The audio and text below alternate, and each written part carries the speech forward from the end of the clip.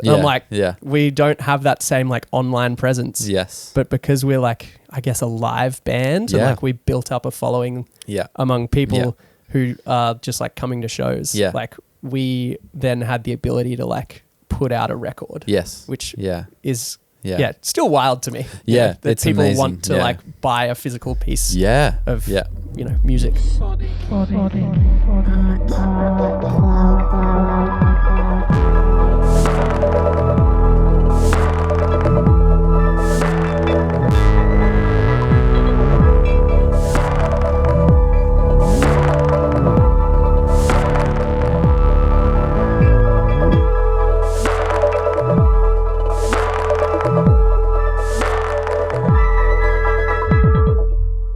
I listened to SLOWCUT this morning Oh, for the first time. I've been for meaning the first for time. the very first time. That you must be feeling very I'm feeling good.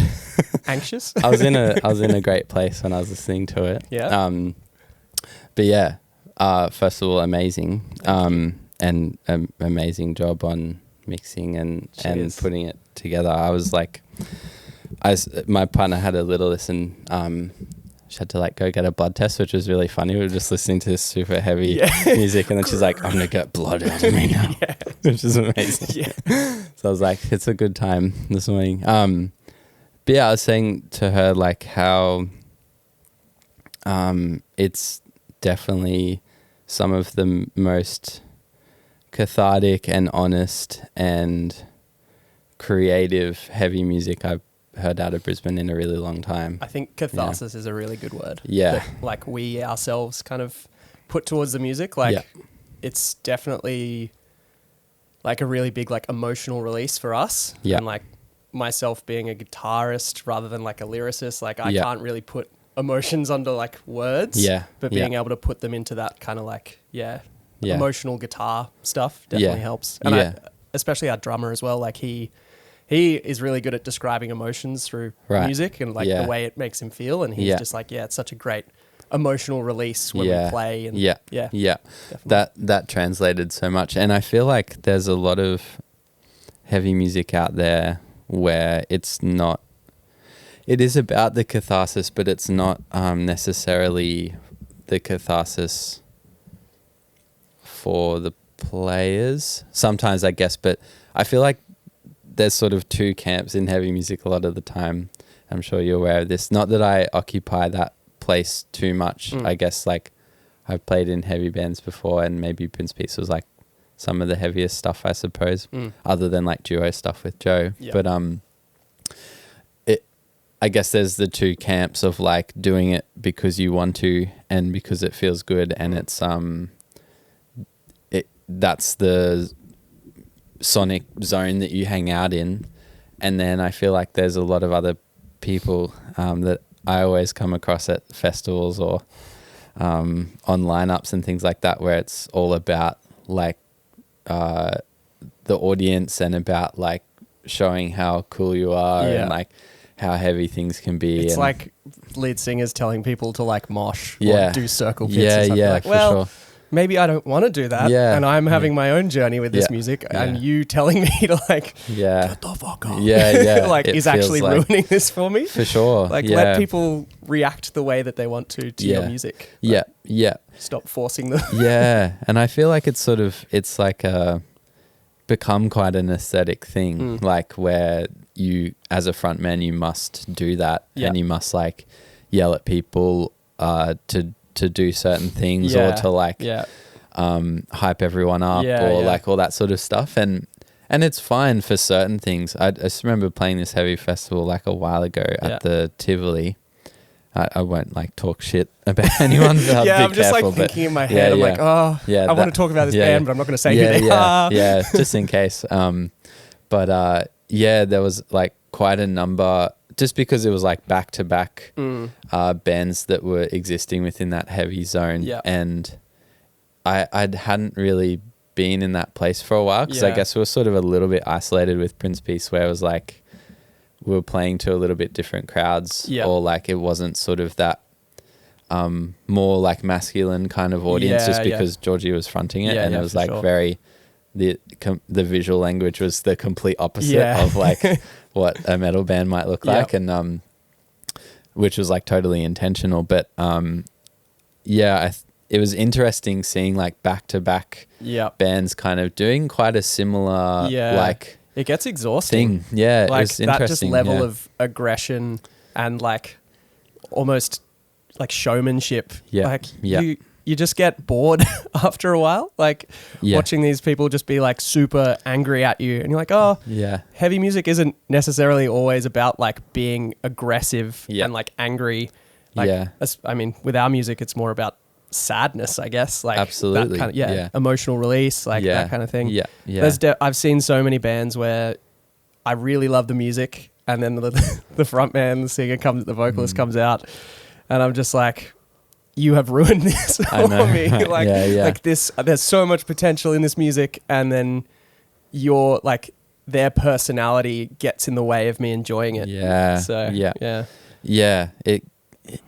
a weird thing. And I was chatting to George a little bit this morning just because it was like on my mind, and I'd love to get into like chatting about how you put the album together and the technical side as well as the creative side. But maybe just before, I was like, just because it was on my mind, just like how interesting like aesthetic choices are, and how similar some things can be within different genres, and it's sort of like it feeds into itself over and over and over. And I feel like with heavy music, it's an interesting one because it's almost like that sort of way of communicating and way of being can be like you must do those sorts of things to kind of stand out. And then it was really revealing just sort of seeing these back-to-back people kind of being like, you're doing similar shit, it sort of feels very samey only because they're back-to-back. If I saw one of them, maybe it would be different. But it was funny. Like, I mean, especially with our band, we didn't set out to be this band. Like, you know, we weren't like, we're going to write post-metal. We're not going to do this. And because we all come from super different backgrounds. I've never done a heavy project before. This is my first one. Our singer is from like a hardcore background, so he's more used to like really short songs, hyping people up. And I think when we came into it, like the way the songs were coming out and he was writing lyrics to them, he's like, oh, there just needs to be heaps of space. And then that kind of translated to the live show with him not really, like, we don't talk to the crowd. Like in the big instrumental sections, he kind of like goes and sits at the back of the stage and like he lets the music speak for itself, and then he comes up in his sections. He's not like, you know, not aggressive towards the crowd. He's not bantering, like, and I think it helps, like, because our set really flows together. Like the music doesn't really stop. So there's not really a chance for him to speak. So just really, like, we're pretty different from a lot of the other bands we're playing with, because we are playing with hardcore bands mostly, because that's kind of the scene that we've come up with in Brisbane. Like the label we're signed to, Team Glasses, who helped us put out the record. Like, they have booked a lot of our shows, and majority of the bands we're playing with are hardcore bands. I see. So we're pretty different from everyone else on the lineup. But I think it's a good thing. Like, absolutely, like you're saying, like you get sick of just seeing. I guess you could squeeze like 6 hardcore bands onto a bill for sure. But we come onto the bill and we're like playing 3 songs. And they're all playing like 20. It's amazing. So it's a nice like reprieve, I guess. It's really interesting, like, because so like any music you listen to, you get a good sense of the people making it and who they are and where their mindset is and like all that sort of stuff. And it's interesting you sort of mentioning a couple of those things where it's like where you tend to place energy and thought and what you talk about and what you think about and how you conduct yourselves on stage and like all that sort of thing. I could very much visualize those sorts of things when I was listening to it. Like, even if I didn't know you, it's sort of the idea of space is like a big one. I felt, and like even just the way that a lot of the riffs are being put together and layered, and the way that your drummer is playing, like there's a lot of space being given Yeah. to let certain things come out when they need to. Yeah. And I think that also comes from like our own like almost inability. I You know, see. we're not a very technical band. So like you mentioned Yeah. our drummer, like he just loves to groove. Like Yeah. he'll just sit Yeah. on a groove Yeah, forever. I got Like that. he's not Yeah. doing the like, you know, techie thing where you're kind of like accenting every note. Yes, Like yeah. he'll pick the kind of bits that he wants to accent, but Yeah. then in between it's just groove, and that really helps with the like Yeah. the dropping out and the dynamics and stuff. Because like if you've Absolutely. got this consistent drums underneath everything, like you Yeah. can do whatever you want. Exactly. Yeah. Yeah. And I got that heaps where I was like, the bass player and the drummer working, I don't know their names, sorry, but John is our bass player John- and Tim is our drummer. John and Tim. Yeah, cool. The way John and Tim are working together as Yeah. well, it's like they're laying this really strong foundation for you to build on top of. Yeah. And yeah, I feel like a lot of that gets lost in more tech heavy, like Yeah.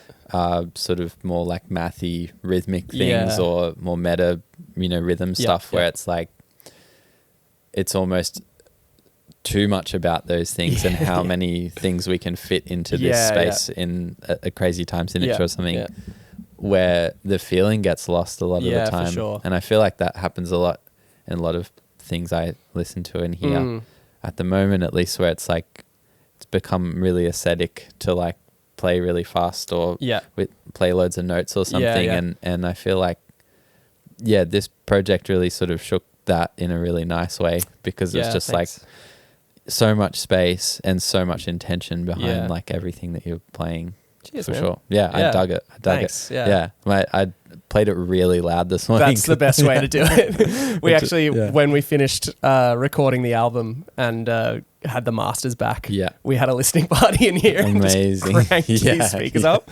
It was so fun. That's awesome. It's a thing I say all the time to like the guys in the band and occasionally to some other people, but I'm just like, I'm actually like really sad that I don't get to be in the crowd at our shows. Yeah. I'm like, I feel like I'm missing out on experience because like we write this music and like we are all our own biggest fans in the band. Like I think I've probably listened to the album more than anyone. That's amazing. Yeah. You know? Yeah. And we're all just like, oh man, it'd be really cool to like be out there and feel it.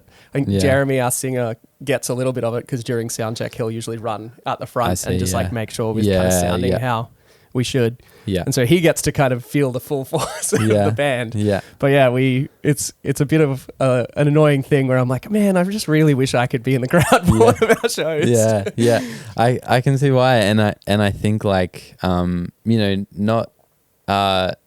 not everyone feels that way about their own music, like, which is awesome. Like, I know that's something I'm working through a lot now, is like how to be hyped on my own stuff, because for so long it's been very like self-critical and hard on those things, like way too judgmental of my own stuff. But then it's like, you have to be a fan of your own work. Otherwise, what's the point at all? Exactly. Like, why are you doing it? Yeah, for sure. Because it's if like, you don't love your own music, you're not doing it for the right reasons. Yeah, and you have to question those things. And I think like, that comes through a little bit in some of the things I've been seeing in that. It's like all music. I'm not just talking about heavy music. But I feel like sometimes it's just the emphasis is on like hyping the crowd and like putting on a show. And I feel like that can sometimes get in the way. And listening to your music, it's like I think it would feel weird if there was like a big hype kind of vibe or like just doesn't fit. Let's run into each other or something. Like it sort of it feels like the music is something that people need to just absorb. I'm so happy with people standing there, arms crossed and just nodding, because that's me. That's me at a show. I'm like, I don't throw down. Unless I'm listening to like a full on mosh band. I'm like, this is insane. But I'm so happy for people to just like stand there and just kind of receive the onslaught of sound. For sure. Yeah, that's amazing. I've got a couple of like, I guess, technical things that I'd love to. I just wrote some notes while I was listening to it. Maybe I just wrote like a couple of favorite moments just to kind of throw at you, and then I've got some more technical things perhaps. Absolutely. So there's a couple of moments that really like hit me. One was the end of Waist Deep. The big doomy bit. Yeah, that halftime doob thing. Yeah. That was amazing. Thanks. That was a practice room like sick fucking around kind of thing, where we're just like, what happens if we just keep getting slower? Yeah. I love that. Which, yeah. you know, it's like kind of a trope amongst like heavy slow doom sludge bands where it's like, hey, they brought back that riff but slower. Yeah, I love that. And so that was it. Yeah. Like we definitely that was the first track that we wrote. I see. So it kind of like paved the way for everything, but it definitely kept evolving as we were writing more stuff. Right. So I think it was just when we were kind of gearing up to play shows, we were like, oh, we should probably like put in some of those tropes. And slowing down at the end of that. Yeah. And then just over like time of playing shows and jamming, it just kept getting heavier and heavier. I love that. And even now we slow down to like quarter time live. Yeah. I was like, oh, it probably won't work on the album, but like live, like you want to just keep going and going. I love that. Until people are like, are they going to do it again? Yeah. How slow can they go? Yeah, that's sick. That was a really big moment that I really enjoyed. Something that stood out like massively, I guess, was some of your mixing decisions. And one thing that was like really big that I really enjoyed was this idea of like creating depth, especially between the band and your singer, where he's never ever sort of present, like hardcore up in your face. He's always like he's there, mixed in the band. Like that's a very conscious decision. And even when we play live, we purposefully tell sound engineers, we're like, heaps of reverb, heaps of delay. He's not like he's not a front man. He's like one of the band. Like his voice is like another textural element. Awesome. Yeah. And even with recording, there's a lot of the vocals were done like in a booth. But then there's some of the. Did you do some in there? Yeah, I thought so. Yeah, when we did the full drum tracking day, so we recorded as a band, like all live together. Cool. I have a couple of these like amp load boxes. So we was completely silent in the room except for drums, but we like tracked it together. Amazing. And I think a lot of the drums, the bass, and a lot of the vocals are all from that one tracking day. I see. We just reamped the bass. Yeah. We redid a lot of the guitars, but some of the kind of more solo sections, like some bits where we were just like, oh, that you nailed that in that take. We use that. Keep that. Yeah. But at the end of that drum tracking day, we were like, all right, there's a couple of sections like where the band is quiet and live. Jeremy kind of pulls back from the mic. I see. And we got him in the live room with all the drum mics live, and so it's. Those kind of sections are a mixture of like the drum overheads, the room mics, and we did put his vocal mic in there, but he's standing like that far away from it. I see. And so it just like adds to that space and really captures that kind of, there's one section in our set where he completely throws the mic away and just screams to the audience, like completely analog live. Yeah. And so we were like, oh, how are we going to do that? And so that was, chucking a bunch of room mics up in the live room and just trying to get him to break his lungs. Dude, it was like, there's that moment, my phone keeps locking. I thought pretty much just the entire vocal performance of Flood of Christ was like... Yeah, that was the chilling. main one. Yeah. So that's the bit where that was the one. Yeah. Kind of goes off mic in the quiet section. I see. Yeah. I get goosebumps thinking about it actually, because it was like it rattled the fuck out of me in such a good way. Yeah. That song came together like in the practice room. Everything else, so the other three I'd written demos for, and then we jammed it out. Yeah. That one, we took like the intro, like that quiet riff was actually the intro to Waist Deep, I think. To begin with. And we were like, oh, it's too good to just like be a short intro. I see. So we turned it into a whole song and like came out so naturally, like as a band together, right? Which was really fun. And that's kind of like how we're now writing new stuff. Like one of us will bring a riff and then we'll kind of work it out together. Yeah. Rather than, like me kind of like bringing a almost full song and then working it out together. It feels so much better just like writing as a group. Feels definitely more like us now. For sure. Yeah, I was going to ask sort of like your approach with those things. So like the first three are sort of ones that you've demoed. Yeah. And demo, do you mean like you are writing everything and piecing it together, and then you present it and sort of... Yeah, I'll write like the bones of a track, like, and use just like MIDI drums. Yeah. Usually, like, I'm not going to program the drums completely. I'll just find like a drum loop that kind of gets the vibe. Yeah. Because I know like our drummer will write his own parts anyway, but it's just there because like you don't want to listen to a riff without some drums underneath it. Yeah, you want to play to something. And I'm not writing like our other guitarist parts or anything unless there's like a very specific like melody I can hear. Yeah. He will like, write his own stuff. Yeah. The bass parts, like I'm just kind of doing the main chord note, but then John, our bass player, will like put some little flourishes in. Yeah. Yeah. But so though the first 3 tracks on the album were all like me writing riffs on my computer. Yeah. In Ableton, and then just kind of piecing together songs.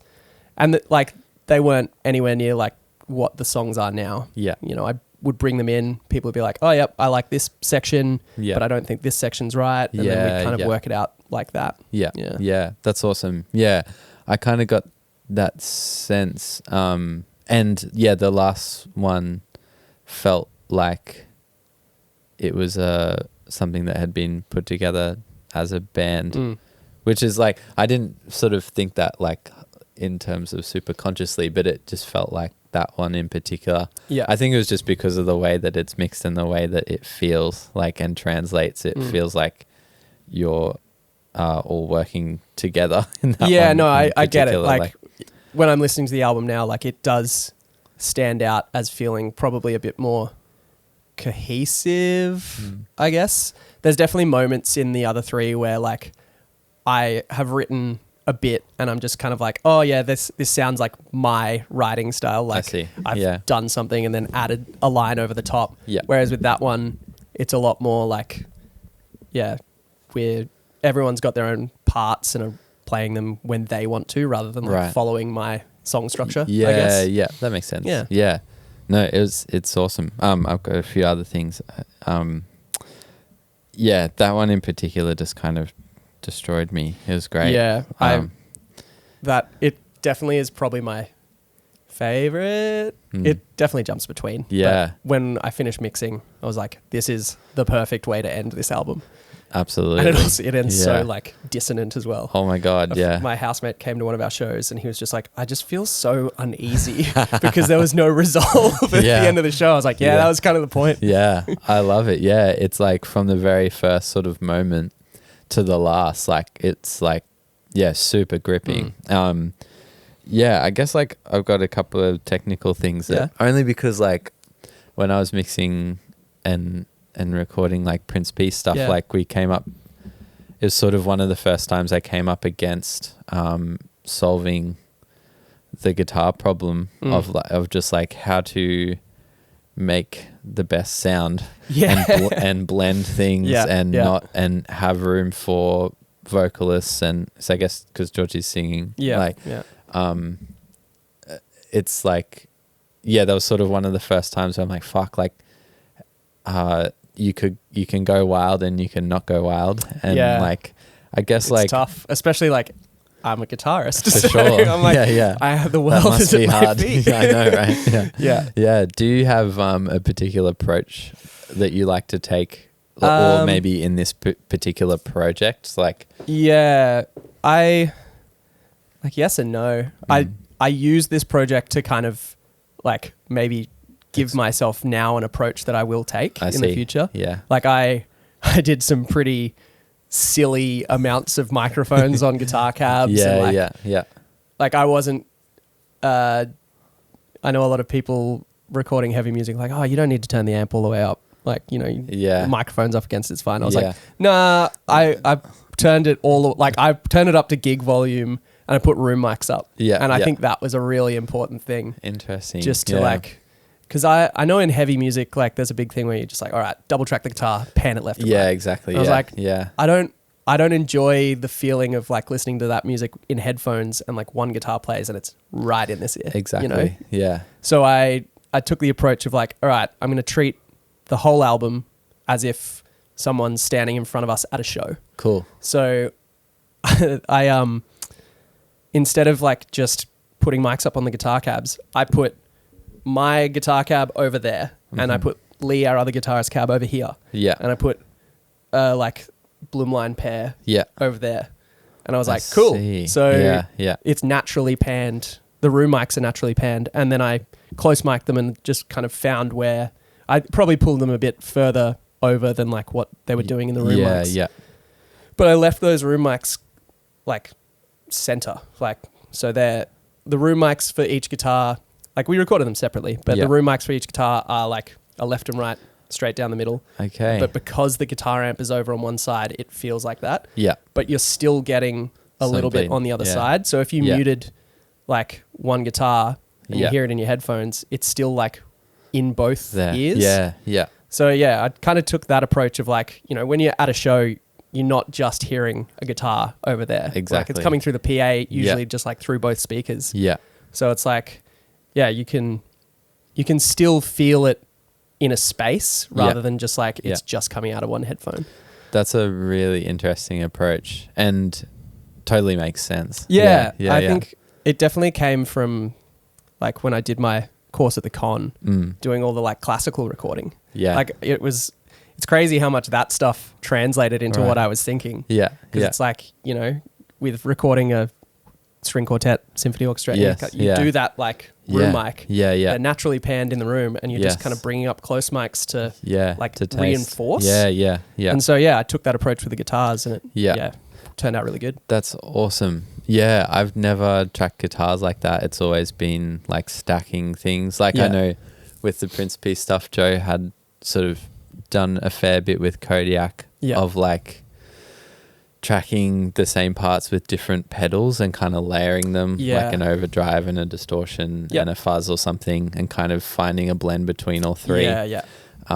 So it's like but that's sort of more of a textural thing rather than like a approach to like visualizing like sonically representing a visual image of something. Yeah, that's awesome. Like I did a lot of like, I think on my guitars, because I use two different guitar cabs at the same time. So I use that one, the orange, which is two vintage 30s in it. So it's like super mid-range. Yeah. And then the guitar cab I have at our practice space is actually a homemade bass cab with two like 15-inch PA speakers in it. Right. And so it's all like super low end and lots of top end because those speakers have a kind of fuller range than like a guitar speaker would. Yeah. And so blending those two together kind of let me be like, all right, what do I want? Like mid-range punch or like the low end stuff. So in a lot of the bigger doomier sections, I pull the vintage 30s out a bit more and like accentuate the low end of those big speakers. Yeah. But then in like, I guess the kind of more classic breakdowny stuff where you want a bit more like definition, pull up the speakers of the vintage 30s because they're going to like cut through a bit more. Yeah. And I think I put like, it's probably like 6 microphones like on my guitars. Amazing. But like I didn't use all of them. Yeah. There was a point where I had all of them going. I was like, this is dumb. I was like, I pulled one mic down. I was like, it's not actually doing anything. Yeah. But from that, I've definitely found kind of my favorite like combination of mics on guitar cabs. Yeah. Which are, a bit of a weird one. I did a lot of research as well. Kind of what my favorite heavy producers would do. Right. So I've kind of from that found a combination of mics that I really enjoy. Yeah. Which is a 414 in figure 8. Yeah. So you're getting like heaps of proximity effect. I see. So that's kind of your low end and again like high top end thing. Yeah. And then one of Dan's mics that we have here at the studio is a Electro Voice 635, which is a omnidirectional dynamic microphone. It's meant for like news reporting. Yeah. And so that is like the exact opposite of a 414. Is that those like they're like a long little tubey? And it looks like a little flower, a little tulip. Yeah. It's like grey. Yeah. Super cool. But it's omni, so no proximity effect. Okay. And like has a really steep like top end and low end roll off. Right. Like it's all mid range. Yeah. And so you chuck that up with the 414 and you've just got this blend again, like kind of like the speakers. I was like low end and top end and mid range. Okay. And you kind of blend those together. Yeah, that makes sense. So you're sort of using the microphones to accentuate what the amp's kind of putting out as much as possible. Almost like an EQ. Yeah. You kind of do different blends. Yeah. So used that combination on like probably all the cleaner bits. Yeah. And then in the heavier stuff, that's where I'd been experimenting. So I had like 6 to 8 microphones on each thing. Wild. Yeah. And then same with the drums. Like I put 20 microphones up in the drum tracking day. It was just like, all right, let's see what sounds good. I remember, when we were doing drums with Dan for Prince Peace, it was similar. Like I think we sort of had 2 or 3 sets of like full drum mics. Yes, why not? Yeah, if you've got the channels, why not? And it's so nice when I went to mix it as well. It's so many options. I can choose like so many different combinations of these things. And even then the ones that I didn't really like enjoy on the drum miking stuff, I ended up putting like effects on them, like distorting them and like just blending them in a little bit rather than like sending the whole drum mix to a distortion bus or something. I'd just be like, just slap decapitator on this, this like front of kit mic. Cool. The old like thing in front, or like crotch mic or whatever. Yeah, they're great for like just overall drum sound to crunch. That's awesome. Sick. That it's so only because it's really fresh, because I was like, I knew this was coming up and I didn't want to listen to it too sort of like I have like the worst memory, so I always as you know, so it's like I always try and keep it really, really fresh, so then so I was like, this morning is the time. So it's really interesting, kind of that being a very fresh sonic image in my brain, and then you're like describing. The other thing was like, that's the snare drum that Tim that Tim was using, was really interesting because like it was a very similar pitch to, I keep talking about the Prince Piece recording only because we track drums in that room. And I was like, I can hear that room, like the snare like resonating really nicely in that room, and it was I checked and I was like, is this a very similar pitch? And that is an incredible drum room. It's crazy. Like even without mics, like we set the drums up and we just tune them. We tune them in the room. Tim had a little like play, and I was like, this is wild. It's like, so big. It sounds so massive. Big. Like a lot of that drum sound on the album is like that we put a couple of omnis right at the back of the room. Yeah, cool. And then we're just like, there is our drum sound. Yes. It is all, especially for that style of music, like you want big, open, like super roomy drums. Yeah. And I was like, that's it. Yeah, definitely translated. And I think that in combination with that similar approach with your singer as well, like just the idea of depth and space was really present throughout it for sure. Like, I guess like one other thing that sort of struck me was this idea of like catharsis and how that's like a big theme within your band. Like, do you want to talk a bit about that? Yeah. Like sort of, you were saying that like, it's a fairly big idea that you kind of talk about a lot. Like, in relation to what aspects do you sort of feel that way? Like definitely mental health, you know, like we all have our own kind of issues and stuff with that. For sure. And I think the band for a lot of us has been like a huge emotional release for that. And, you know, we, as a band, like we're really good friends as well. Like we all kind of knew each other before the band, and, you know, like just decided during COVID that, you know, we wanted to have some sort of project together. And it just very quickly went from like, oh yeah, let's have a jam. All right, let's do this again next month. Right. Are you guys willing to commit to, you know, once a fortnight? Oh, do you guys want to get a permanent practice space and do this every week? Like it was, that progression was very quick. Awesome. And I think we all kind of understand how much the band means to each other. Like it's definitely not a band where, you know, a member's going to leave and we'll replace them. It's like if someone leaves, we'll probably just stop. Because I don't think we can like recreate what we've made together. You know, it wouldn't feel right. I understand. Just like the way we've all put kind of our own like emotion into the songs definitely means that like no one else can play these songs. I think we all get different things from the band. Like this is my first band. Like I've never played with other people. I've had solo projects. So for me, it's been a huge kind of learning experience and learning to like love playing music with other people. And like, you know, it always felt stressful as a solo project because you're like, everything is on me. Yeah. But now it's like, cool. Like I have my part in this project. Yeah. And I'm so willing to let everyone else kind of do their own thing. Yeah. And then everyone, I think because of that, everyone puts so much like emotion into their parts and so many parts of themselves. Yeah. And I just think, the emotional release is really important for us. Yeah. Like even when we don't have band practice, we're just like, so we're just going to go get dinner? Yeah. Like on a Tuesday night for sure. we have band practice. It's just like, oh, someone can't make it. Cool. Let's just go have beers together. Yeah. Like it's definitely a really like nice, it's a social thing. Yeah. We kind of support each other. Yeah. It's really, it's a lovely thing to have. That's awesome. Yeah. And not every band functions like that, you know, and no, I think that is the secret formula that I think a lot of people don't realize, or maybe they've had situations where that might have worked for a project and it might not be but I feel exactly the same way. And it's kind of what's happened with Prince Peace, where it's like,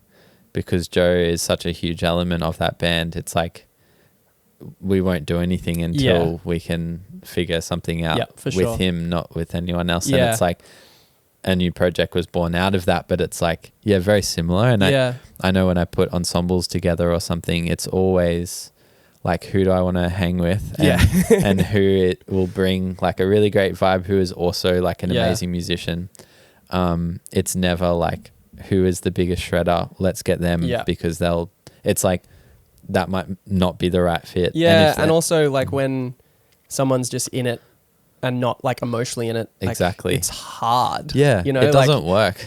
Trying to organize practices and like get things done and like, you know, there's always like expenses that come with like being in a band. Absolutely. And, you know, trying to convince someone like, hey, do you mind putting in this money? Whereas like, you know, with us, we're just kind of like, all right. Like, it's for the band. Like we all love this. Let's. Yeah. That's awesome. Yeah. That sounds like such a nice place to be. Yeah. And a great like experience, especially if it's like your first sort of group project. Yeah. Like that's awesome. Yeah. It's definitely probably ruined me for other bands, you know? Like, what do you mean we're not all best friends? We must be best friends. No, it's true. It's true. Like, I find it really hard to play with people that I don't, like I can play with people that I don't know, but it's, it takes a really long time to find the meeting point. And sometimes you don't like, like I remember having a really big experience with that in Tassie. I went down to do this thing with the Australian Art Orchestra. Oh, cool. It's like a creative intensive thing. We just improvised for like 6 hours a day for 2 weeks straight, which is like a bit fucked. So draining. And everyone got like really drunk every night, and then everyone got gastro because we were all hanging out together. It was horrible. But that was like a really big, just because it was so intensive, but also like we were playing these big group improvisations with different people kind of every couple of days. We would switch, and I was highly confronted by like how I could not connect with some people. And I remember having this really big, like, not an argument, but like a really intense, it was an argument actually. A very intense conversation where we were yelling and disagreeing with each other. Like with this girl from Brooklyn, and like we got along, but like I just thought she played too much all the time. It was really dominating, and like her personality was kind of like that. So, and that tends to be what happens. It's like you can clock how people play by who they are and the vibe that they give off. But like, I was just kind of like hitting her up a little bit of like, have you thought about like not playing for a bit? And she was like, no, I have stuff to say. And I was like, that's valid, I guess. Like, what did she play? She was playing piano. And like, I don't know, we just kind of bashed heads a lot because we were playing together for a week, and I just kind of was like, I can't stand this. And that we sort of could not find a meeting point where we were kind of happy with sharing that. And I guess that was like on the total opposite end of where you're at, which is the nice place to be.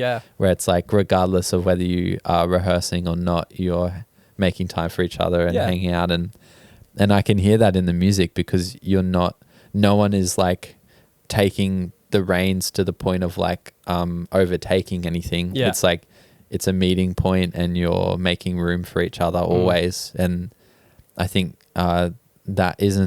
I think that's why it's hit me so hard because it's just like, I don't hear that all the time when people make music or recordings I listen to. It's like not everyone wants to like make room for others. And and I think we're all coming at it in a way of like selfless to the music. I mean, it's a big thing that they always teach you in like all music degrees like and stuff. Serve the music. Serve the song. So we're all, you know, even when we're jamming, it's like, you know, we'll kind of look at each other when something cool happens and we'll be like, all right, let's just like stick with this for a little bit and like see like, and it might be like, I don't know, most of my parts in the band are like holding down just like I see 2 notes for like 10 minutes, you know? Cool. And so it's like, cool, I'm happy to keep doing this so that, you know, Lee, our other guitarist, can kind of noodle over the top or you know, both guitars will drop out and it's just drums and bass and like that sounds sick. You know? Yeah, I can hear that, and that's what's so rad, I think, is like you're willing to like remove yourself if necessary, if it serves the music. It's also nice to like just sit down and have a drink. And just chill out because they're long songs. A 15-minute song. You're kind of like, you got to have a break. let me get some water. It's like 5 pop songs. It's great though because it holds like the vibe of the song like the whole way through, and it felt like I was just traveling through all these really interesting sound landscapes, which was sick. I really enjoyed it. Thanks, man. Really enjoyed it.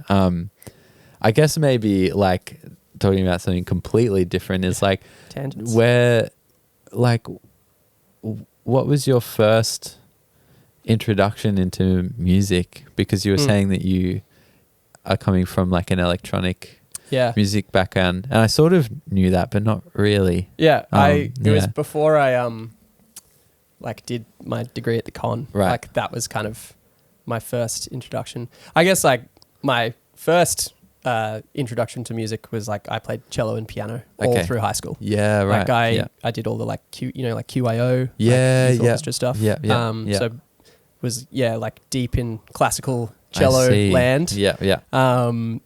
That definitely like burnt me out from music. So I didn't go straight into doing anything music related after school. I kind of just like took a break. I like guitar was always like a hobby thing, which I really enjoyed, but like I was definitely pushed into being like, hey, you're very good at the cello.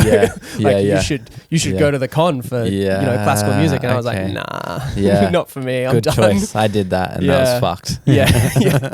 So but like I kind of regret not doing something music related. Like I started like an engineering degree and then I went to QUT and did a business degree. And was like, oh, maybe I'll like start a record label, like that kind of thing. And I think my kind of journey back into doing that was like because I did a dual degree with creative industries, which is like a nothing degree. But because of that, I got an internship at a studio, a label / studio. And Lawrence English runs Room 40. So that was, I did that internship with him, and he was very much like, hey, like you've got the chops to like write music. Like, hey, I want, he was very, very, it was, such a great time. He's an amazing dude. He was just like, hey man, write an EP and I'll master it for you. As like, thank you for this internship. And so, I got to kind of use his studio a little bit and then like have my own home studio. And wrote this like kind of 6-track electronic EP. Awesome. Kind of like, John Hopkins-y, like big ethereal stuff. It's not very good. I listen to it now and I'm like, man, this sucks. No, you got to go somewhere. And then from that, like I just started getting right back into music. Like was like, cool, I want to do this. Kind of, I met Dan, like Kasolki from here around that time. He got me into like live sound stuff. And then from there he was like, hey, if you want to like pursue this, go to the con, like go do a MUTech degree. So I did that. And then around the same time was when Tim and Jeremy were like trying to start a project because they'd been in bands heaps beforehand, but hadn't played for a while, and they just were like, COVID had kind of started easing up, and they're like, no, let's do this again. Knew I played guitar. Knew I didn't play heavy music. Hit me up and were like, hey man, would you be like willing to do this? And then they just bombarded me with heavy songs.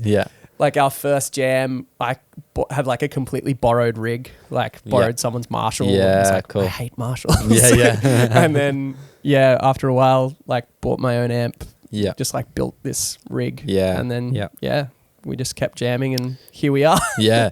That's amazing. I didn't know like that the first half of your journey. Yeah. And that's really cool. So, so there was a period where you were doing a lot in school and then and the QAO thing and all that.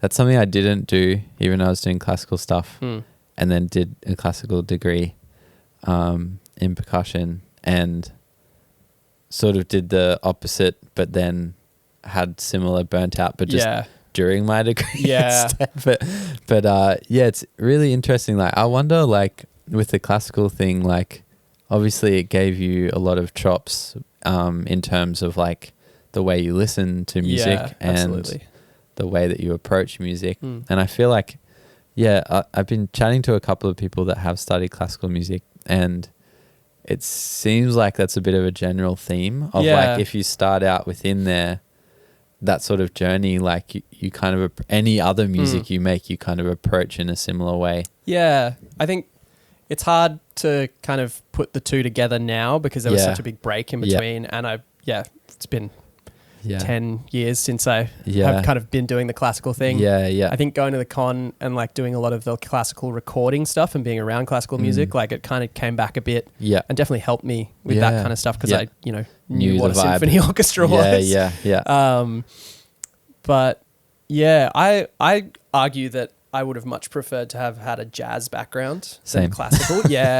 Just like, I mean, it is very strict, but I think the tools you get from jazz are so much more, at least for like kind of more pop-based music. Any other thing other than classical music, jazz is the thing that would help. I find classical music is very like, it's more restrictive than jazz because it's like, hey, here is sheet music and you play this exactly like it's written out. Don't take any risk or anything. It's like, it's so weird because all these people are just learning to play the same songs slightly better than each other. There's no kind of room for creativity. And I know Dan, I keep talking about Dan. Because he did a classical piano degree. He did, and he burnt out doing that, being like, there's no freedom. And so like, I think I think a lot of maybe people with classical backgrounds that are in more pop music focused areas now definitely are like, it's a great base. Like, I know music theory. And my ear is great, but like in terms of songwriting, like you don't have any experience in that, it's really wild. Hey. And I think like it's, just kind of hearing everyone's horror stories from like just being pushed too hard. But I agree. Like, because I like do so much improvisation and work a lot within like quite tonal music and things. Didn't for a while, like did a lot of sort of weird noise stuff and experimental shit. But like, as a rebellion against, like I was doing that in my degree because I was like, I don't want to play in an orchestra. Why am I doing this? I don't want to hit a crash cymbal every like 20 bars. 20 is like loads. You got really good at counting rests. Oh my God. And that's fine, but it's like, it wasn't what I was wanting to do. Like I was making beats by then in Ableton and stuff. And like, I guess in terms of electronic music, like, and also like what a great, what great encouragement like that you got from Lawrence being like, you can do this, so you should do it. I think that so many people need those kind of, you just need like another role model just to be like, hey, you can do whatever you want, especially like someone like his him. label and his music is so experimental. It's wild. And he's made a living out of it. And you're just like, oh, this is possible. Like I don't need to be writing music for the radio. Like I can do whatever I want as long as it sounds cool to me. And then other people might find that cool as well. And like, he's someone that's also very passionate about the community surrounding that music and built Room 40 off that. And like, I think it's amazing like what he's done. So like, in terms of like when he said you should go make a EP, like, what were the first kind of things you started exploring doing that? Oh, so long ago now. Or like you said, you use Ableton, right? Like, So, I mean, I've been using Ableton since I was like 13. Okay. Like when I got my first guitar, my parents weren't going to buy me an amp. So they bought me like a Line 6 interface that had like a guitar amp model. Yeah, a pod. Tone pod or something. I know the one you're talking about. Yeah, just like a little one, like one mic, one DI in. Yeah. And came with like, with Line 6's, like, I think it was called Pod Farm. Amazing. Was like the amp modeling software. So they were like, you can play guitar, but we don't want to hear it. You can use headphones. And that came with like Ableton Live Lite, like the free version. And then from there, I like, was really into like cracking plugins back then. Yeah, for sure. So me and my like best friend in high school, we both kind of got into that at the same time and would be like sending each other like beats and stuff, like learning how to do that. Yeah. And then, just kind of I'd probably never finished a song, like up until Lawrence was like, hey, like, let's do this. Yeah. So I did kind of go through like a lot of my old projects and was like, all right, like this seems like it has a vibe. Some links. So definitely finished a couple of old things off, but then I think having the motivation of like, not necessarily a deadline, but like I'm writing this for something. Yes. Like that helped me actually make some songs. And like stick to making things rather than be like, that was a cool loop. Yeah. All right. Let's move on to the next one. Which is, I'm sure you have the same of just like hard drives filled with loops. So many loops. Yeah. I'm kind of in that process at the moment of like, churning through some stuff and being like, this is good, this is shit. Let's actually build this out into something. But that's, and doing it for someone other than yourself, like that's a big motivator for me as well. Like having some sort of what's the word? Just a reason. Yeah, like just a reason to do it. Like rather than just hey, I'm going to make some music today. Yeah, for sure. Yeah, like definitely. Actually working towards a goal is so important. Yeah. Do you find like when you're so like hearing more about like where you've come from, it makes sense like where you are now in terms of like the choices you're making with what music you work on and what you're dedicating time to and all that sort of thing, which is really cool. Like, and I think like it makes sense that you're sort of occupying quite a number of zones. I can relate really heavily where it's like I love heavy music, I love electronic music, I love classical music, love improvisation, like all these sort of things that can kind of you can pull from different places. Absolutely. Like and like, I can hear that especially in this mix just with like just making really defined choices of like, no, the vocals are going to sound like this and the drums will sound like this because of this larger vision that I'm kind of it's serving. And I think coming into the mixing of the album, like I had a pretty like good idea of how I wanted it to sound. Cool. Like I kind of come at it using like a lot of references of bands I really liked. So Russian Circles is a huge one, like huge influence on me. Like even when I wasn't really listening to like heavy music, I was really into Russian Circles. Okay. Like I love that kind of post rock. I mean, comes out in our music, but like for sure. Post rocky, post metal thing. So like listening to their albums and being like, man, these sound like a band playing in a room together. Like they're not super like hyper produced albums.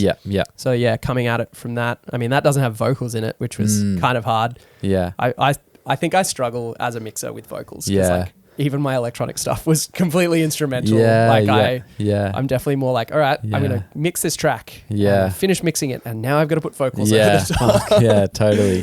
So like having the vocals in our album, like kind of part of the instrumental thing, like as a texture, maybe was a conscious choice because I have never enjoyed vocals being really like the present. Forefront. For sure. That's been a big learning curve as well for me, where it's like, I think because of our instrumental based music like backgrounds, where it's like classical doesn't have like, unless it's an opera thing but like most of the time it's instrumental. Electronic music a lot of the time instrumental, if it's in that ambient zone or in the John Hopkins sort of like IDM vibe. There's tends to not be vocals. It's like samples. For sure. Or chops of things. For sure. I guess like in terms of where you're at now and the things that you're working on, like is there particular things that you're starting to make decisions on in terms of like, I like hanging out in this zone, like in terms of like the music that I'm like the styles of music that I'm mixing, or and also music that you're making, like is the band sort of the main thing that you're working on at the moment? The band is my main like creative output for sure. Like when I get the time to actually write music, which is very rare these days, it's mostly just like I'll sit down with a guitar and start writing riffs because it's easy and fun. I definitely, the mixing of the album put me in a pretty like specific headspace, and like I was listening to nothing but heavy music. And it's been kind of hard to kind of get out of that. I see. More recently I've kind of been listening to a lot more electronic stuff. The new James Blake album is incredible. I love it. So and like crazy. Listening to the podcast that he talks about that, the creating of that tape notes. That was listening to that recently. I was just like, oh man, I'm getting the itch to like make some beats. You know, for sure. Like we have this wall of synths behind me that I haven't touched in months. And I'm like, all right, I reckon I got to give myself some time off to like maybe write some more electronic stuff. And like last year I was doing that as well. Like I set myself a goal last year that I did not meet, that was like to write an EP a month. And I got through 2 of them. And then went back to uni and was like, oh no, this is too hard. But that was a great way to do it. I did like a lo-fi hip hop EP and then like a lo-fi house EP. And have a bunch of demos that I probably want to go back to and kind of finish off just as like fun, you know, like not writing that for a release. Like I'm putting them on SoundCloud, but I'm just doing them for fun. So like I'm definitely hoping to get more back into that like beat making thing. And I think working on Connor's stuff, which is weird electronic cool things, like getting to mix that and like kind of getting back into that sonic mindset of like soundscapes and weird synth stuff. I'm definitely getting the itch to kind of move back there. That's cool. And I find I tend to do a similar thing if I'm like working in a particular sonic like place for a while. I kind of crave the complete opposite. So it makes sense, like after mixing a heavy album, it's like you crave some sort of electronic thing, some different textures. I also I feel like I get bored of like maybe mixing the same style of music because like, you know, even just like band music, you know, because I have a mixing template that I can be like, cool, like I know how I'm going to get this to sound good. And so you're just kind of doing the same thing over and over and you're like, all right, I'm going to gate the drums. So you kind of just, it's good because you can get into a really quick workflow. But I find sometimes maybe I'm not like making as many like conscious choices. I'm just kind of like doing what I know to get them there. So like kind of moving to something that is like, completely different is so much more creatively fulfilling. You kind of have to think about it. You're like, all right, this hi-hat that is just white noise. What am I going to do to make this sound good? Yeah, for sure. You know? No, that makes sense. That totally makes sense. That's awesome.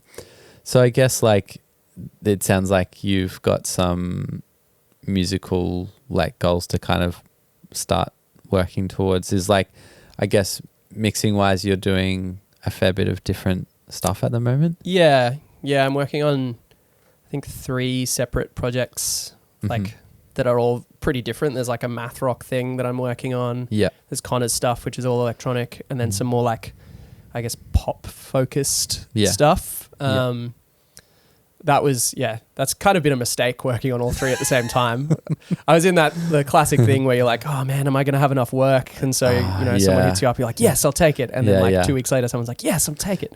So I'm hopefully I'm going to try and get through clear that the kind buffer. Of backlog. And then, be a bit more precious with my time. For sure. And then, I definitely want to kind of give myself some more creative time to myself, you know, like give a day a week just to like hang out here and make something rather than, you know, working on other people's stuff. I see. But I mean, I'd love to work on another heavy thing. And cool. I definitely used like SLOWCUT. I put silly amounts of time into that. Yeah. As like a training, but also like an advertising thing. Yeah, like, hey guys, this is what I can do for your band. Exactly. Yeah, for sure. So yeah, I'd love to work on some more really heavy stuff. Yeah. That's sick. Yeah. I have a couple of friends that I can definitely pass on. Cause, just pass the album on. Yeah. Like, hey. Yeah, for like sure. how this sounds. Definitely. Yeah. That's sick. How do you find, like, I guess juggling, as we all do, like when we have creative outlets that we want to put time into and work for monies and mixing pursuits and all that sort of thing, like how are you feeling about the balance? Do you feel like you not is great. there does the balance isn't there? Does the balance exist? Yeah, I feel like it's never. I was saying this to Georgia the other day. I'm like, I don't think the actual concept of balance exists ever. Yeah, it's just you're either doing too much or too little. Yeah, a lot of the time. For sure. It sounds like you might be in there. Very much overworked myself this year, I reckon. Yeah. And I think like a lot of that was a bit of like naivety coming into like having this studio and being like, all right, I need to make this work. Like this is putting everything into this kind of thing. So I took everything. Yeah. And it definitely took its toll on my own creative output. Like I haven't felt like I've been in the right headspace to really like do anything creatively in a while. So that it's been pretty hard. Yeah. Kind of balancing things. And also, like the other side of that is like I have to work a different job to pay rent for my house. Give myself food every week. So I can't throw myself into the studio as much as I want to. Yeah. But then I also have the thing of like, oh, do I want to be here 5 days a week in this soundproof, lightless box? Yes.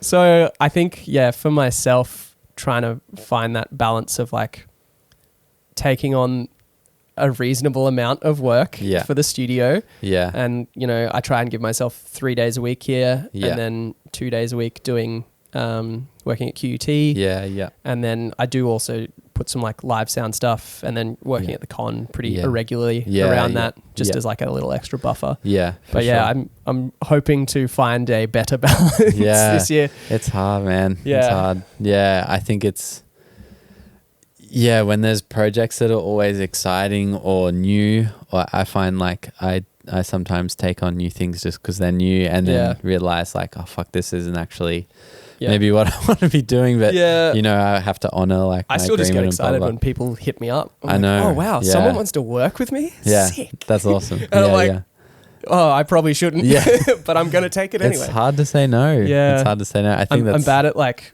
estimating the amount of time like that I have to give them until I can start working. I'm like, man, like probably December is when I can do it. And then in December, I'm still like deep in 3 other projects. Yeah, I guess I'll start it now as well. So I'll do 4 at a time.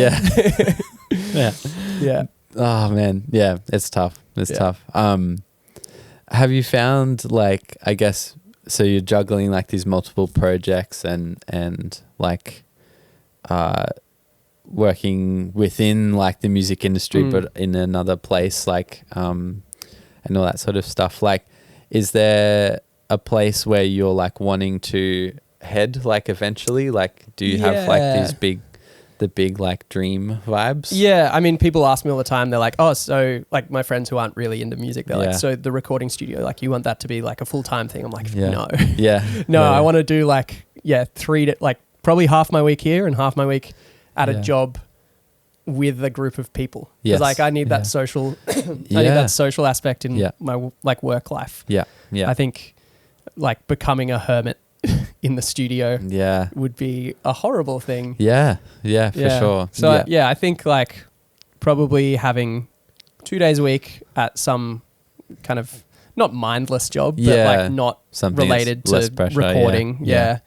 Would be the ideal. And then having kind of 3 days of studio time and then giving myself a weekend would be nice. You know? Yeah, imagine. I know. And like, I usually fill it up with playing gigs or going to gigs and that stuff. But maybe like, giving myself at least 1 day at home to play video games or something like that. You gotta have do time to chill.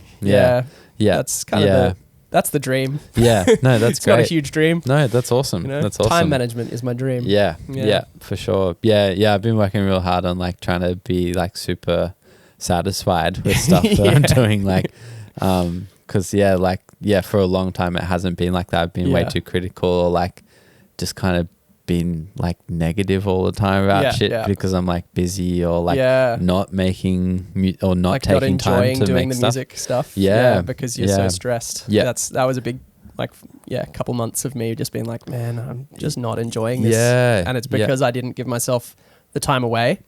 I was so engrossed in the projects that I just like couldn't think about anything else. So even when I was had a day off, I'd be like, oh man, I should be at the studio working on this. So giving myself that freedom to take time off has been a learning curve. Are you someone that's like good at, like when you are home, you can kind of tap out from thinking about mixing or thinking about making shit?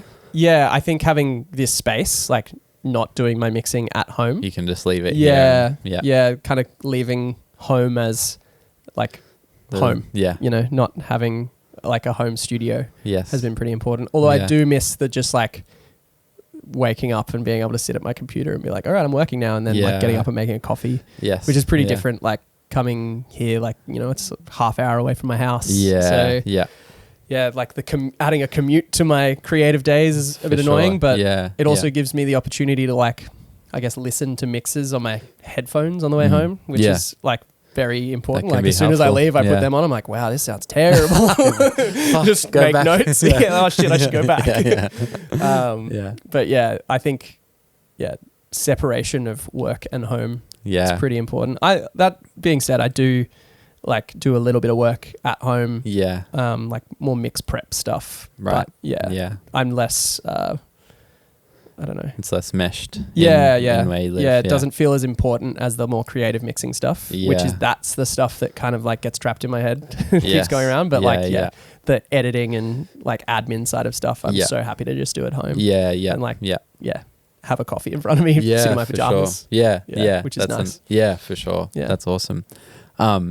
Maybe to sort of like wrap up, I guess. Like I always lose track of time, and I realize it's been like, I don't know when we started, but definitely over an hour. Definitely been over an hour. It's fun. Which is great. So you've lived in Meanjin like sort of your since I was life? like 6. So it's sort of like your music. Townsville. Rad. So like your musical life has sort of been pretty much involved here. How pretty much exclusively. How do you find it? I love hearing people's opinions on Brisbane. I like it. I definitely more recently with the heavier stuff, like I don't think I was really in any kind of like scene or like underground like subculture of like musicians and stuff. Coming into the Brisbane like heavy music scene, hardcore scene, whatever you want to call it, has been really like, I guess, eye-opening as to like, there's this core group of people that I see at every show. And I was like, I didn't know that existed. And like, I'm finding out all these like little bands that I had never heard of who have like, been around for 10 years now. I'm like, wow, this is sick. So I think discovering that kind of, scene has been pretty like eye-opening for me.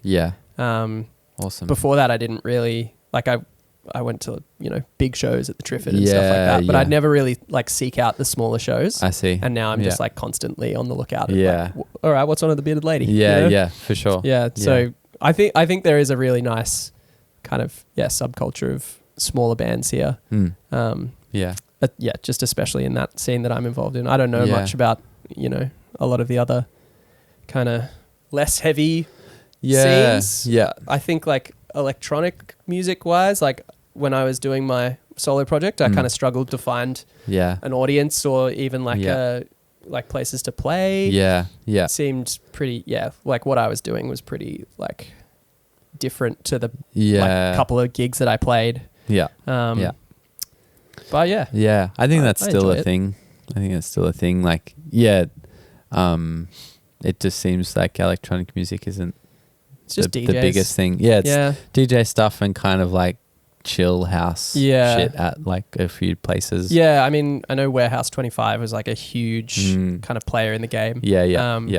put on heaps of cool shows. They do. And then I think Quiver as well is doing some cool stuff. I saw like Squid Janini was playing there recently. I didn't go, but that would have been cool. Like that's definitely where my like electronic side is leaning, like that more jazz house. Well, the Jazz House. Oh my gosh. How good is the Jazz band. House? Yeah, they are. Yeah, they're amazing.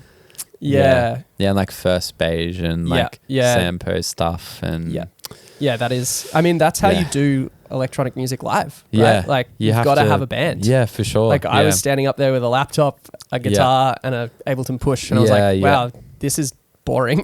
Like for it's people hard. Looking at me, I'm like, I'm not doing much. So I'm like, I understand why. Like producers would move to the DJ thing because it feels more natural than like standing up there.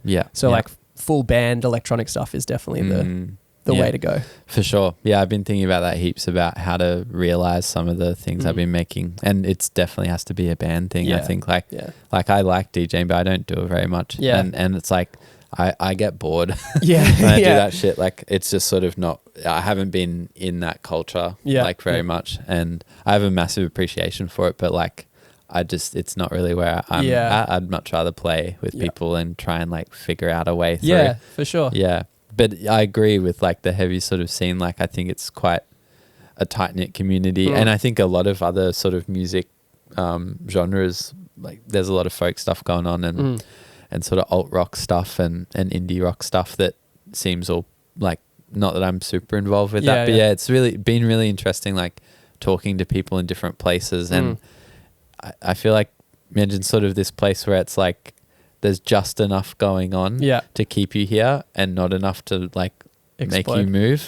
But it doesn't feel big enough that you don't sort of know like most people, and it feels like a family. And absolutely. And I love that of it. I mean, it's the classic best. Brisbane thing, like a very large country town. You know, everyone knows everyone. For sure. So you know, I see people at the shows and I'm like, hey, like I like 2 degrees of separation from you. I know you. And like, it's pretty crazy. And on the like small scene thing, like I don't think a lot of other genres that are kind of more pop focused have that same support. Yes. You know, like using like maybe a few people that I graduated with from the con as an example, like they have, you know, so many plays on SoundCloud and Spotify and stuff.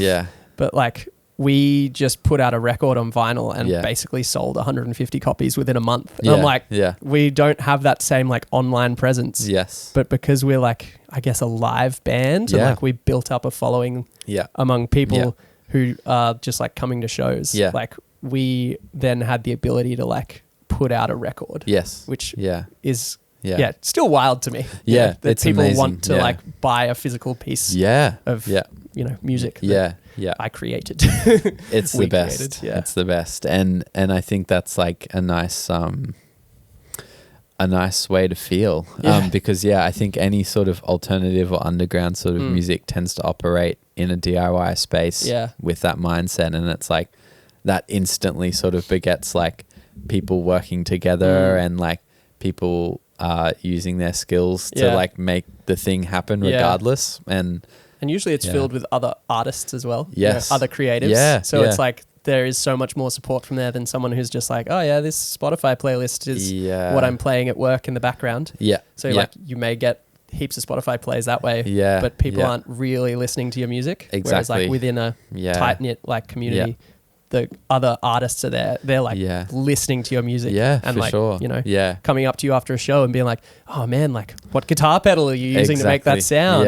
You know, it's very, it's like you said, like a family kind of tight knit community vibe. And I think like the larger sort of places in Australia, not that I've played too much in like in Melbourne, Sydney, but it is that vibe where it's a bit bigger and feels a bit sort of like there's some other swirly elements of like making it or something, and that can like really dilute like the feeling of of just playing to people that actually want to hear your shit. And like it's been rad like hearing sort of everyone's opinions on that sort of thing. And everyone sort of I used to like hate Brisbane a bit, like when I moved up the coast for a couple of years, like a while ago. for a year, a couple of years ago, and I loved it, but like I felt like I'd sort of lost this huge part of like who I was. And whereabouts up the coast did you move? In Moffat Beach. Oh yeah. Like we have a pretty like. Seems like there's Sunny Coast, like you've got Sunny Coast peeps in your band, right? Yeah. Our guitarist Lee lives in Nambour. Nambour, But he works in Brizzy, so like he comes down for half the week to go to work, and so that's why we do like band practice. And he like stays at our drummer's house. Yeah, cool. Our drummer, bass player, and other guitarist. They like came up playing music together as like teenagers and early 20s. Yeah. So they're all like a pretty tight knit group of friends. And so Lee comes down on the train on like a Monday morning, goes to work, stays at Tim's house like Monday, Tuesday nights. Okay, and then goes back. Then goes back on like Wednesday and then works from home the rest of the week. Yeah, it's pretty intense. Yeah. But yeah, we have a pretty big like support base up on the Sunny Coast. Bad Habit Records in Nambour they co-released the record with Team Glasses. And they have like a record shop up there. We're playing a show up there in December, I think. Yeah, like a record release show. Yeah, sick. And like heaps of the bands up there are super cool. There's a pretty cool like underground like heavy scene up there. Because there's a couple of like places up there that sort of champion that music pretty hard. In I don't even know where. I've like totally blanked. The place we're playing is the old ambulance station up in Nambour. Yes. Yeah, so that's a big place. Kind of like arts centre from old ambulance station. I've only been there once and it was super cool. And then like heaps of just like we've played a show up there before at like a brewery, but it was like sick underneath an RSL and it was like the size of this room. We've just like annihilated it. But like they've put on heaps of just like DIY shows. The DIY like scene up there is super cool. Yeah, for sure. Yeah, I felt that when we didn't play too much up there, but it felt like that, like super grassrootsy, and everyone was just like there for the music kind of thing. And people travel up to those shows as well from Brizzy. So I feel like at least in the hardcore heavy scene, like the Sunny Coast doesn't feel too far removed. Like it just feels like a little offshoot of the Brizzy scene. Which is super cool. Yeah, that's awesome. Yeah, I think probably the only other thing would be maybe like the folk vibe. There's quite a lot of folk singers and singer-songwriter people up there.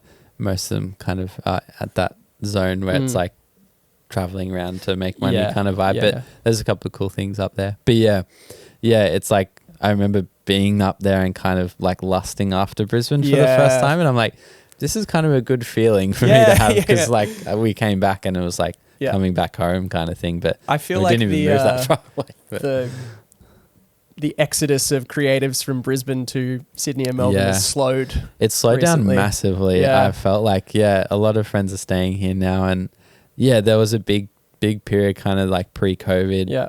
Which I think is fucking hilarious. Like so many people left and then just had to stay at home. Like, it's like, you went to this creative hub of Melbourne where and nothing's happening. And like shows in Brisbane were like kicking back off. 20, yes, just like sick. For sure. That was. But I feel like that's slowed down a bit. I think also like I feel like we've passed this arc of like having to be in a certain place to make it or whatever like you don't have to be in like the 3 major world cities to kind of like have a record deal or to power of the internet. For sure. And I think like it's almost reaching this stage where like there was that for a while, and then I think COVID sort of really helped with that, and now it feels like everyone's just kind of like doesn't really matter where you are. You can just do whatever the fuck and you'll have an audience somewhere if you're consistent with things, and which is sick. Like so I know that's really sort of shaped my feeling like stable and good here, and not wanting to like, because I think everyone goes through a period after they like graduate of like, maybe I'll run off to Nam and and play with all the like hip hop people. I mean, I think the pull of like a different city for me probably comes more of like a engineering mixing. I see. That kind of background. Like it's harder in Brisbane because I just think there isn't the amount of bands and I guess maybe not the amount of money in it for a band to be able to afford to record at a studio like this. Yeah. So like the pull of like maybe going to somewhere like Sydney and like getting a job at a recording studio is pretty. Not, I wouldn't say like I really want to do that. Like I really enjoy the freedom of like being a freelancer with a studio. Yeah. And I don't think necessarily like being an in-house engineer is something I really want to do. Yeah. But I still think the like, maybe the amount of maybe potential work somewhere down there is what would pull me. Yeah, I feel that. And just like the higher frequency of gigs maybe. Or just like, it's a weird one. Because then like I find if I'm doing too many gigs, I get a little bit like just a bit tired from doing things and like and I feel like especially with our band where we're like lugging I can imagine like so much gear. Like we did what we called our Fortitude Valley residency like mid last year where I think we were playing like 1 or 2 gigs a weekend for like 6 weeks straight, like mostly at King Liz. Right? We're just here we are again. We should just leave our shit. We started getting pretty like lax with like, you know, when we first started, we were like, those cabs aren't really good enough. Like, we'll bring all our own stuff. By the end, we're like, nah. Just use whatever. Like the opening band on like a 6-band bill. We'll just, whatever's there, we'll use. Yeah, for sure. I gave up on like having a nice sounding drum kit playing live a long time ago. So I'm not bringing my own. But it's hard. It's hard sometimes. If it's like a really shocking kind of sounding thing, like, oh my God.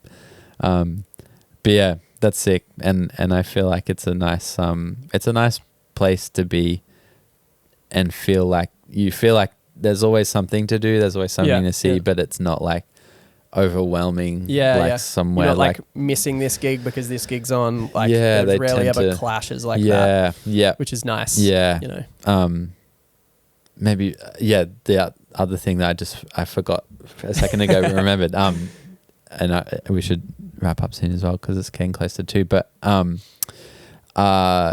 the idea of like, I was talking to George a bit about this as well, where we were like sort of thinking about like when to book gigs and how often, blah, blah, blah. And I feel like there's a frequency. That's so funny that you're mentioning like playing like loads within 6 weeks. Like, do you feel like, I know for me, I feel like there's a frequency that's like the perfect amount, and it's maybe like once a month. I was going to say once a month is and like any more than it's like people might not come to something because that like, oh, we saw you this week, blah, blah. Like, I mean that Fortitude Valley residency was like, you know, we had played, it was probably like our first couple of shows, right? You know, we'd played 1, played 2, and then we finally got like some people asking us to play shows, sick. And we just accepted everything, because we were still trying to like build an audience and like even just like get used to playing live, like be comfortable with it, because like it takes had been a bit, for me, I'd like never really played live except like a couple of solo electronic shows which were terrifying. So like getting used to playing like on a stage, like you know, so different to playing in a practice room for sure. So we just kind of like accepted everything that came our way. And then this year we've been a bit more selective. You know, like, are we going to play this? Like, what does this gig do for us? You know, like, are we playing in front of an audience that we're not, you know, haven't had before? Are we just like, what do we just want to see this band? You know? I think using a gig as an excuse to just like see a band you really want to see is like the best thing ever. Definitely. But I think once a month is like a good amount. And kind of trying to make sure that those gigs are fairly different. Like, I love a mixed bill. I love I think that's the strongest way to program. For sure. I think I feel like it could happen, it could be taken way more to the nth degree. Oh, absolutely. With like any show. Like I feel like the contrast thing is like super strong and should be used more. I think so many people don't do that. Like especially if you're curating your own kind of lineup, if you're like launching something or you're doing a headline thing, it's like, how can we contrast everyone so that everyone is supported, you know, like, if you put the same style of bands on a bill, you're kind of limiting the audience that's going to come to that show. Exactly. You know, like those 3-4 bands, if they're all the same, have the same core group of fans. And if you put like, you know, a folk musician on with like a doom band. Yeah. You're gonna get both. Why not? I would love to see that. Team Glasses, the guys who put on a lot of the like local hardcore shows, often do like pretty crazy mixed bills. Like they did a festival where they had a guy called Hugo Costin, like folk musician playing in between all the sets, which is super cool. Or they get this guy, Deceased Estates. He's like a modular like droney thing, and he plays like in between the sets, which is pretty cool. That's sick. And then such a diverse like roster of bands that they support, like punk, industrial, doom. Sick. Yeah, awesome. And then just classic hardcore. Yeah, that's sick. But mixed bills, they're the best. They are the best. That's awesome. Sick, man. I reckon let's wrap it up. Chill it. Yeah. Awesome. Thanks so much for having me.